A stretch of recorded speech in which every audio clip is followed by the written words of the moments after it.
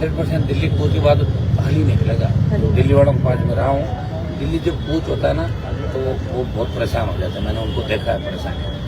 ये दिल्ली कूच जो होगा बहुत बड़ा दिल्ली कूच होगा। राजस्थान के अंदर जितने भी कांग्रेस सरकार के अंदर पेपर लीक के मामले हुए, रीट लेवल फर्स्ट जिसको रद्द करने की बार बार हमने बात उठाई, सेकेंड का मामला पार्लियामेंट के अंदर उठाया। हमने रीट को लेकर भी सड़कों पर संघर्ष किया पिछली सरकार के समय, और रीट लेवल सेकेंड को रद्द किया सरकार ने, लेकिन फर्स्ट को रद्द नहीं किया। फर्स्ट रद्द नहीं करने के पीछे क्या कारण थे, और उसमें हम सीबीआई जांच की डिमांड कर रहे थे। उसमें अगर रीट लेवल फर्स्ट की सीबीआई जांच होती तो निश्चित रूप से वो बड़े मगरमच्छ पकड़े जाते, जिसमें बीजेपी के लोग विपक्ष में रहते हमेशा आरोप लगाते थे।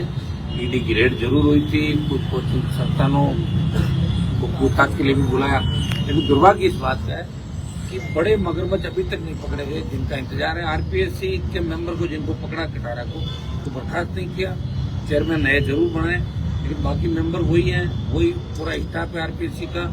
और जिस तरह का माफिया राज राजस्थान में चल रहा है, मुझे लगता है कि इससे ज्यादा निकम्मी नकारा सरकार कभी आई होगी राजस्थान में, जहाँ न तो पक्ष है न विपक्ष है। पहले भी हमने सरकारें देखी, वसुंधरा गहलोत की सरकारें, निश्चित रूप से वहाँ भी इस राजस्थान के अंदर ये 98 के बाद जो हालात खराब हुए, जातिवाद चरम सीमा पे, पेपर लीक, फर्जी डिग्रियां, अपराध, महिला उत्पीड़न, लेकिन ये जो सरकार आई 1.5 साल से, या तो सरकार नजर ही नहीं आ रही कौन सरकार चला रहा है, न पक्ष है न विपक्ष। कोई अगर सरकार के खिलाफ बोलो तो किसी को लाके एक अकाउंट बंद करके सर मारपीट कर देते हैं, झूठे मुकदमे फंसाते हैं। मुझे समझ नहीं आ रहा कि भजनलाल जी इतने कब से वीर हो गए कि इस तरह लोग खिलाफ बोलने वाले लोगों को उनकी आवाज बंद करने का काम कर रहे हैं। देखा मैंने अभी हमारे गाँव के बच्चे को जो मेरे पास आया है, सिर्फ इसको इसलिए जो आपका और थाना है वहाँ इसको इसलिए मारपीट की, इसके साथ वीडियो बनाया कि तो आरएलपी की जिंदाबाद कैसे कर रहा था, तो कन्हैयालाल का बयान कैसे दे रहा था। ये राजस्थान का दुर्भाग्य, एक जगह की घटना नहीं है, तमाम जगह। और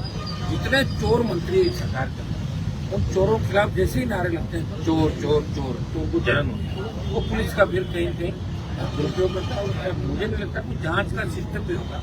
ये तो हम लोग बैठे हैं, नहीं तो पता नहीं कितना एनकाउंटर अभी तक 1.5 साल में हो जाए। लेकिन कांग्रेस तो चुप है, कांग्रेस तो भाजपा की गोदी में जाके बैठ गई।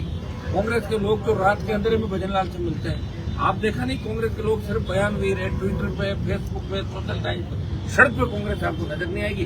बीजेपी लूट कर रही है, मौज मस्ती कर रही है, उनको पता है कि सामने कोई नहीं। जो देश के अंदर रहा था वही राजस्थान के अंदर पड़ा। ये तो नौजवानों को धन्यवाद दूंगा कि आक्रोश के बाद, आक्रोश रैली के बाद और इस समय के अंदर तो आंदोलन हुआ पड़ा, जितने आंदोलन हुए उसके बाद थोड़ा बहुत सरकार के दिमाग में होगा कि लोकतंत्र जिंदा है। अभी बजरी की जो माइंस है राजस्थान में एरोट करी, आप बताओ इनके ज्यादातर विधायकों ने, मंत्रियों ने, पूर्व विधायकों ने, भाजपा के कार्यकर्ताओं ने सारी लीज अपने नाम कर दी। वही गुंडागर्दी चलेगी बजरी वाली, पहले जो चला था वही माफिया राज अब चलेगा। हमें तो सड़कों में लड़ना ही, लेकिन राजस्थान की जनता समझदार कब होगी कि वोट तो जहाँ देना वहाँ देगी नहीं। लास्ट में जो लोग आएंगे, कुछ वोट शहरों का इधर जाएगा, कुछ गाँव का इधर जाएगा, कुछ कास्ट का वोट जो हाथ और गुलाब के फूल पे जाता है हिसाब से वोट चला जाएगा, लोग वहीं चले जाएंगे। ये राजस्थान का दुर्भाग्य। बार बार मैं बात ये कह रहा हूँ कि अगर राजस्थान को बचाना तो तीसरी ताकत की आवश्यकता है, और तीसरी ताकत को राजस्थान का नौजवान खड़ा करेगा। और नौजवान इस बार खड़ा करने के मूड के अंदर है। 61 दिन हो गए हम शहीद स्मारक पर बैठे हैं। जब सरकार ने आक्रोश रैली के समय कमिटमेंट किया कि हम बात कर रहे हैं, और हमने प्रधानमंत्री का समय मांगा, गृह मंत्री का समय मांगा, अभी समय हमें नहीं मिला दिल्ली का।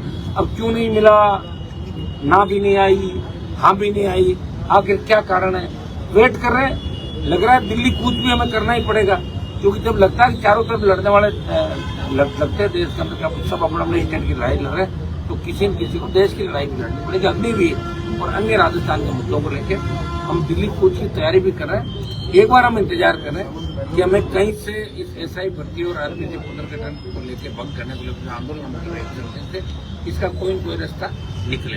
हम चाहते हैं कि ऐसी लकीर हम खींच दें कि दोबारा राजस्थान के नौजवानों का इन संस्थाओं को भरोसा उठ गया, आरपीएससी से, कर्मचारी चयन बोर्ड, माध्यमिक शिक्षा बोर्ड, तमाम जगह से वो भरोसा कायम कैसे हो। जिस तरह विश्वविद्यालयों की फर्जी डिग्रियां मिल रही, किस तरह प्राइवेट विश्वविद्यालयों को पौने पौने दामों में जमीनें दी जा रही है, व्यवसायिक परिवर्तन करके दूसरे गुंडागर्दी के नाम यहाँ कर रहे हैं।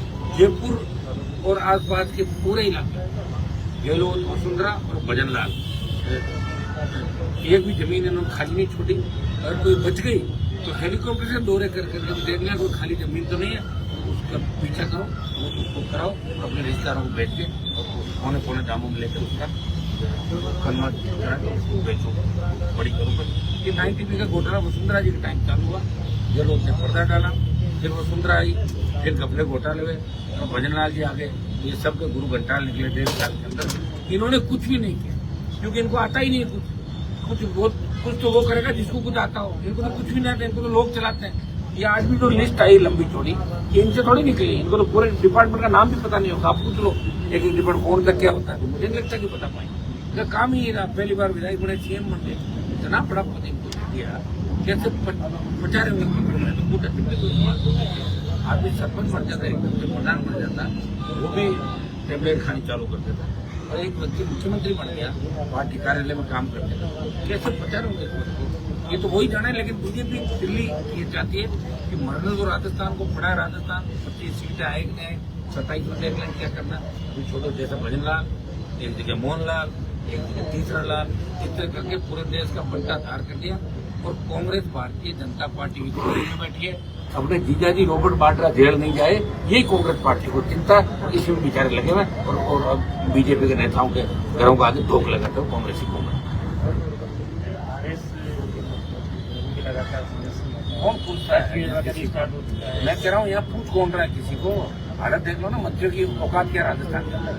2 मुख्यमंत्री, प्रदेश अध्यक्ष पार्टी का, मोबाइल नंबर चेंज कर लिया, फोन नहीं उठा रहे हैं, लोगों को कहते हैं कि आपके आरएस की एग्जाम में आगे कर रहा हूँ, आप तो जूस पी लो, मतलब राठौड़ी कर बयान। कितने बच्चों ने उनका भरोसा किया होगा, डिप्रेशन में चले गए बच्चे, पेपर पास नहीं कर पाएंगे। अगर आज आपको किसी को कह दो कि ये चीज होने वाली, और 10 दिन बाद कह दो नहीं होने वाली, छोटी उन्होंने किताबें, जब आराम से रिलैक्स मोड में आ गए तो पढ़ाई करेंगे। और 40 विधायक, यहाँ तो मुख्यमंत्री में होड़ मची हुई। एक बार प्रेमचंद बैरवा को ले गए सीएम दिनेश, प्रिया कुमारी बोली मुझे नहीं ले गए, मुझे भी ले जाओ, अगली बार उनको ले गए। अरे अब ये विदेश जाने का झगड़ा ही बच गया, जो मुख्यमंत्री विदेश तो अपना पैसे चले जाओ, कौन रोक रहा है? और मैं विदेश नहीं गया तो क्या हो गया? नहीं गया तो कौन से मेरे नंबर कम हो गए? घूम रहा हूँ मैं ही अपने लिए, तो देश सर्वोच्च है। लेकिन इन लोगों का दिमाग का दिवाड़ा निकल गया, सारे दोनों हाथों में घुसे राजस्थान को। और कांग्रेस के नेता बयान दे रहे हैं, बयान देखो इनके इतने बड़े बड़े बयान आए इनको, जैसे सुबह धरती का सीना चीरते हैं, और सुबह इनको स्विच ऑफ करना, इनको पता कि एक दिन लोग याद नहीं रहे। ये हालात तो राजधानी के अंदर आपको नजर ही आ रहे हैं कि राजधानी के अंदर कल जो थाना क्षेत्र सदर थाने के अंदर आत्महत्या का मामला हुआ। मैं कह रहा हूँ हर दिन हर जिले के अंदर बात होगी, कई लोग शिकायत नहीं करते, किसके पास शिकायत करने दें, इज्जतदार आदमी ले जाए पुलिस पीट के, इज्जत के हमारे नाम लेते, थाने वाले और कहते हैं कि अगर शिकायत कर दी हमारा कुछ भी नहीं बिगड़ा, और झूठ मारेंगे करके मारे बैठे। मुझे तो लग रहा है विजिलेंस तो यहाँ पुलिस को बढ़ा रखी है, इसको भी भंग करना कोई आवश्यकता नहीं। विजिलेंस लक्ष्य बन की क्या आवश्यकता है जब कोई कार्रवाई करने का इनके पास राइट ही नहीं है, ये कुछ कर ही नहीं सकते। पूरे क्यों मानवाधिकार आयोग बिठा रखे फालतू में, बिजली पानी का खर्चा आता है, इनको घर बिठाओ ना इन लोगों को, कोई मतलब नहीं, कोई मानवाधिकार आयोग वालों को नहीं पूछता। राजस्थान में बहुत भयावह हालात हो गए, इसके लिए गहलोत वसुंधरा दोषी है, और भजनलाल जी इसको चरम पे लेके जाएंगे। और निश्चित रूप से राजस्थान की जनता सड़कों पर आएगी, वो दिन दूर नहीं कि राजस्थान के लोग खुद ही सड़कों में निकल जाएंगे, और जातीय संघर्ष भी राजस्थान के अंदर निश्चित रूप से बढ़ेगा। ये भी आने वाले समय के अंदर जो हालात बढ़ रहे हैं, ये दर्शा रहा है यहाँ एक जाति दूसरी जाति चढ़ेगी, और उसके जिम्मेदार भजनलाल जी, दिल्ली की सरकार, तो कांग्रेस के वो लोगों के जिन्होंने लगातार राजस्थान में राज किया। और जिनकी एक ही बात है कांग्रेस के नेताओं को, तो आप क्या चाहते हो? हम तो सीएम बनना चाहते हैं, यही बात पायलट साहब पूछा आप क्या चाहते हो? मैं तो मुख्यमंत्री बनना चाहता हूँ। कि राजस्थान की जनता की सेवा, वो तो यार अपना आप हो जाएगा, लोग भूल जाते हैं, एक बार वोट इधर देते हैं, एक बार इधर देते हैं। मुझे कहते हैं लोग आपने पार्टी बना, कौन सा 3 मार लिया, 3 MLA थे, एक पे आगे 0 रह गए, बाहर जाओगे। तो भगत सिंह जी अगर सोच लेते हैं कि मैं 7 क्यों, जवाहरलाल नेहरू PM बनेगा, फलां बनेगा, तो ये देश आजाद कैसे होगा? 1857 की क्रांति के अंदर जो क्रांति हुई, अगर वो ये सोच रहे थे हम क्यों लड़ाई लड़े, हम क्यों अंग्रेजों से लड़े, क्यों अपना प्राण न्यौछावर करें, इस देश के ये हालात होने वाले, अगर उस समय के क्रांतिवीर और शहीद ये देखते कि भारत की ये स्थिति होने वाली, तो कभी इस बात को आजाद नहीं। बहुत बड़ा दुर्भाग्य है इंडिया का, राजस्थान का। राजस्थान तो वैसे ही उन प्रदेशों के अंदर गिनती होती है जहाँ लोग कांग्रेस बीजेपी को वोट देते हैं। लोगों को क्या होता है, 100 प्याज भी खाता है, 100 जूते भी खाता है, सड़क पर टोल देंगे, दिल्ली VCR बनाएंगे, थाने में अपना अपमान कराएंगे, नेताओं के नारे लगाएंगे, दरिया बिछाएंगे और फिर छोटा सा एक काम किया, ट्रांसफर पोस्टिंग को लगा तो वो जिंदाबाद और जयकार करने लग जाएंगे और बड़ी चीज को भूल के और छोटे स्वार्थ के अंदर अंधे होकर उन्हीं पार्टी को वोट डाल दें। ये राजस्थान की जनता की हालत है। जब तक खुद नहीं चाहती क्या बदलाव हो, अभी लगता है जिसके तकलीफ होती है 3 दिन तक चिल्लाता है और चौथे दिन दूसरा रास्ता अपना लेता है। लोग तो हमें मुंह पे कहते हैं काम कराओ तो कराओ, फिर बीजेपी में जा रहे हैं, काम कराओ तो कराओ तो कांग्रेस में जा रहे हैं। आप तो काम नहीं हो रहा है, आप चाहिए इनको पूछो कि काम बीजेपी के अंदर बैठे उनसे नहीं हो रहा है। बीजेपी के 2 मुख्यमंत्री प्रदेश के 40 विधायकों से RS एग्जाम की डेट पोस्टपोन नहीं हुई, तो उनकी क्या हैसियत रही आप ये बताओ। राजस्थान के लोग हंस रहे हैं उन पे, दोबारा जाएंगे नहीं कि तारीख पर आप जो ट्वीट मत करना साहब, आपके कहने तो उल्टा काम हो जाएगा। ये हालात है राजस्थान के अंदर। इस हालात के लिए जिम्मेदार कौन है? राजस्थान की जनता जिम्मेदार है, क्योंकि वोट से सरकारें बदलती है। जनता एक बार वोट दे दे RLP को, पंचायत चुनाव में डाल दो वोट, दिखा देंगे हम, सारा ठीक कर देंगे माफिया सिस्टम एक झटके के अंदर। एक बार जनता विश्वास करके देखे, तीसरी ताकत की आवश्यकता राजस्थान के अंदर, और ये तीसरी ताकत नौजवान खड़ी कर सकता है। पुराने जो लोग हैं उनके तो जंग लग चुका, वो कहाँ से करेंगे? वो तो इतने बार कांग्रेस बीजेपी को वोट जाते हैं, वो तो समझ नहीं पाएंगे, वो अपनी जिद पे अड़े। लेकिन नया जो नौजवान नया वोटर ये इस बात को समझ सकता है, और नया वोटर देश में सबसे ज्यादा राजस्थान के अंदर है। 23 में बदलाव नहीं कर पाए, 28 में निश्चित रूप से बदलाव करना होगा। बदलाव अगर नहीं किया तो वो दिन दूर नहीं कि घरों के अंदर भी आप सुरक्षित रहोगे, घरों में पुलिस घुसेगी और इज्जतदार लोगों को घरों से लाकर थाने तक घसीटते हुए ले जाएगी, और चोर लुटेरे अपराधी सड़कों पर खुलेआम घूमेंगे। ये राजस्थान की आने वाली स्थिति है। आप दिल्ली कूच की बात कर रहे हैं, अगर जयपुर में भी आपका धरना इतना लंबा चल चुका है और दिल्ली कूच के बाद में भी अगर कोई निर्णय नहीं निकलता है तो फिर उसके आगे की रणनीति कुछ सोचिए आप? और 100% दिल्ली कूच के बाद हल ही निकलेगा। दिल्ली वालों के पास में रहा हूँ, दिल्ली जब कूच होता है ना तो वो बहुत परेशान हो जाता है। मैंने उनको देखा है परेशान होते। दिल्ली कूच जो होगा बहुत बड़ा दिल्ली कूच होगा, ऐसा नहीं होगा तो 1 लाख लोग इधर से जाएंगे और पूरे दिल्ली को चारों तरफ से हरियाणा उत्तर प्रदेश तमाम जो रस्ते हैं वहां से हम जाम करेंगे।